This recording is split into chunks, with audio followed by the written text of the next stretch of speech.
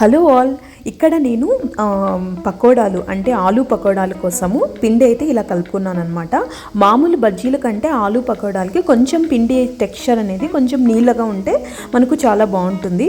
So aloo పకోడాలు అయితే వేస్తున్నాను. మేము ఈరోజు హోలీ స్పెషల్ అని అనుకోండి, ఏమైనా అనుకోండి, ఎందుకంటే పిల్లలకి హాలిడేస్ అనమాట. సో ఈ రోజు నుంచే మా పిల్లలకి హాలిడేస్ స్టార్ట్ అయినాయి, ఎగ్జామ్స్ కూడా అయిపోయినాయి. సో అందుకనేసి ఇంకా ఆలూ పకోడా అండ్ నా ఫేవరెట్, మా ఆయన ఫేవరెట్ మిరపకాయల బజ్జీలు అయితే వేసేసాను. ఈరోజు వచ్చినట్లుగా మిరపకాయ బజ్జీలు నేను ఎప్పుడు కూడా రాలేదు, నాకు అంత మంచిగా కుదిరాయి ఈరోజు మిరపకాయ బజ్జీలు అయితే. సో ఈ షార్ట్ వీడియో చూసే వాళ్ళందరూ కూడా కమెంట్ సెక్షన్లో నాకు మెన్షన్ చేయండి. సో మీరు కూడా ఫ్యాన్ ఆఫ్ మిరపకాయ బజ్జీలు అని అనుకుంటే, సో ఎంతైనా ఆంధ్ర వాళ్ళకి మిరపకాయ బజ్జీలు, ఈవెన్ కర్ణాటక వాళ్ళకి కూడా మా బజ్జీలు అంటే చాలా ఇష్టము.